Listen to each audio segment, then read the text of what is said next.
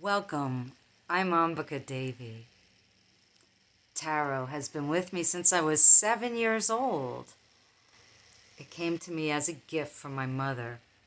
The messages that these cards hold have become a trusted friend for me, and I use them for meditative purposes. The deck can be divided into two parts. The Minor Arcana, that represents our different paths in daily existence, and then the Major Arcana. We often see cards from this part showing up in movies because they're very intense images of everything from lovers to not knowing which way to go and many choices. Some cards have more challenging messages, others lighter. It's up to you as the reader to figure them out. So come with me on a journey through the cards. Let's begin with some of the basics. There are two decks, the Major Arcana, which often is considered a deck unto itself. Even within the Major Arcana's 21 cards, there's a zero card called the Fool. Some consider this Fool card to be its own deck because the Fool represents our journey.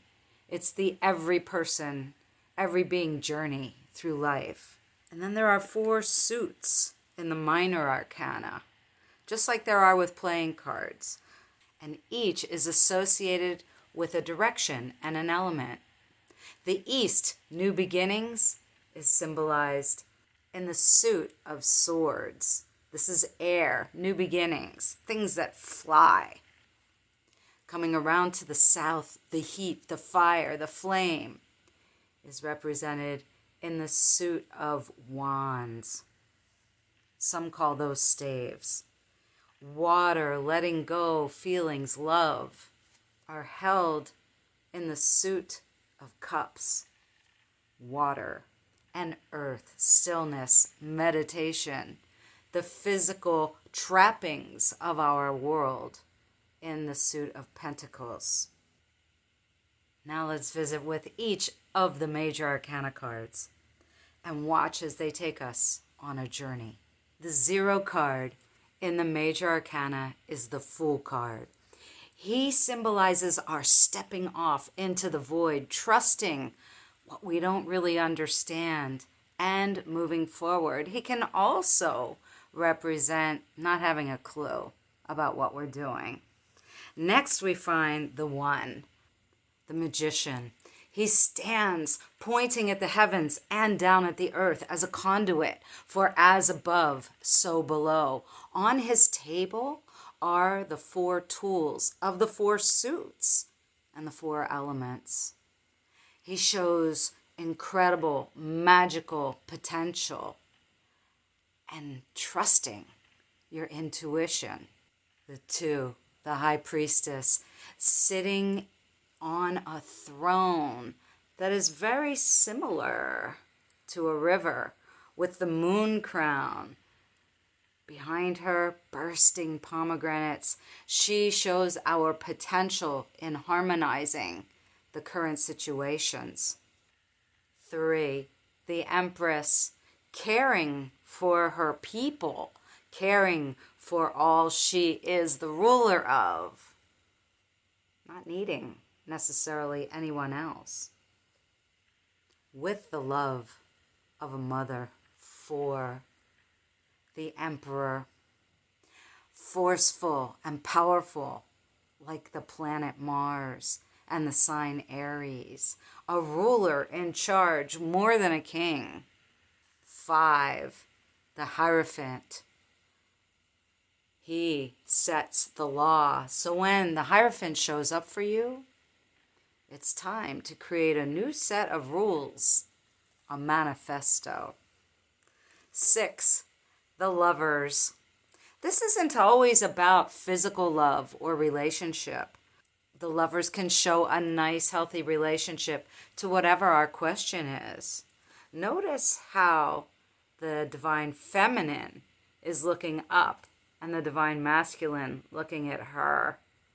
This is an interesting flow of energy that we can read into even further when we see it show up next to other cards in a reading. Number 7, the Chariot. The Chariot is foreign learning, foreign cultures, movement forward. It is the Chariot that takes the sun across the sky, but also represents higher knowledge and higher learning. 8, strength. Strength in any situation, even if we're feeling a lot of pressure, even if we don't think we can make it. 9, the Hermit. Indecision. Should I go back and marinate a little bit more? Or should I trust myself and go forward? We have to see. Because the 10 shows us potential, the Wheel of Fortune, and this is not always positive. This can be quite challenging and full of lessons. 11, justice. The sword of justice is the over energy of the entire suit of swords. Swords, remember, are air and communication. But we must, in all our decision making, keep our heart as light as a feather. This is what the scales of justice tells us. 12, the Hanged Man. Do it in the opposite way. Be bizarro backwards. He's not hurting himself. He's actually gaining enlightenment by hanging from his ankle. Number 13, don't take this the wrong way. Death is related to Scorpio and the planet Pluto. Therefore, it involves gaining from other people's money and contributions. Also, in order to create new things, we quite often have to break down and let go of old things, old patterns. That's what death tells us about. 14, temperance. We see all of the elements in the card of temperance and a little bit of the being touching into each. Going with the flow of energy, not fighting nature, our own nature or the true nature of others. 15, the devil. Yes, we see him show up in movies all the time, but look at how interestingly similar he is to the Lover's card. The difference is the perception. Oftentimes we can feel constrained by commitment, or we can be fooled by the mind that we're captive. But when we release the mind hold on things, we can easily slip from the chains of the mind that binds us. 16, the Tower. Oh, we see this card show up in movies all the time. Exploding, blowing the ego, that's what this crown means, off of the mind. And with explosive divine energy, gaining insight. It can also mean a chaotic change. Chaos is a change that is out of our control. Sometimes that word gets a bad rap in English. Number 17, the Star.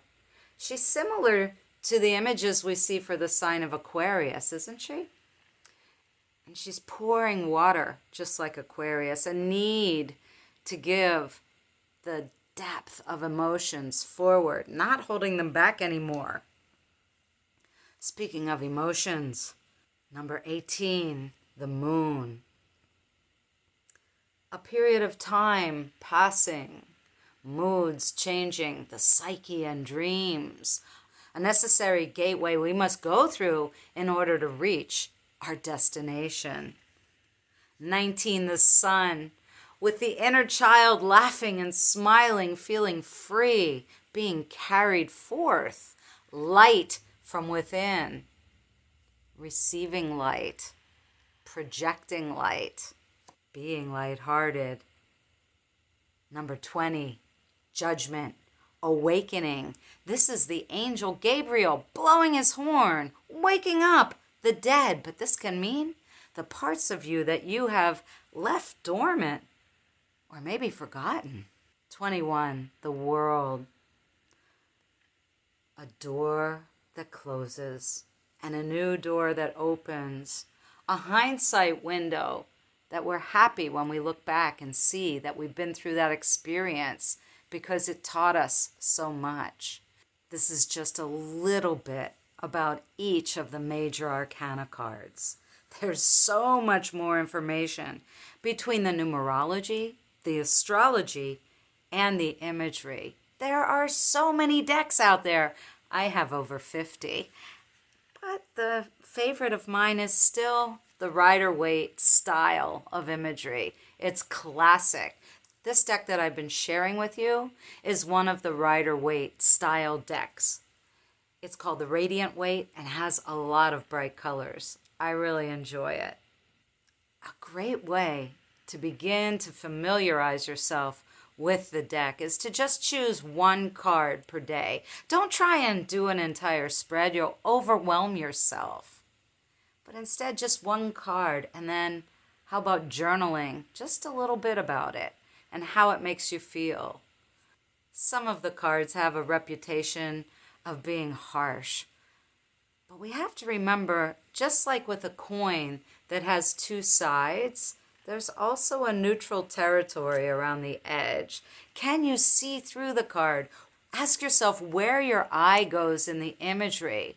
What about the word that's used to describe the card? Or if you're familiar with numerology, what does the number mean to you and relationship to you? This is just a tiny peek into what the tarot has to offer us. And I hope this inspires you to pull your 22, because remember there's 21 plus the 0 card, your 22 major arcana cards out from your deck and just choose one a day until you've been through all 22 of them. Let me know what you've discovered about yourself. I'm Ambika Devi. I've been reading tarot since I was 7 years old. If you'd like to learn more, please visit ambikadevi.com.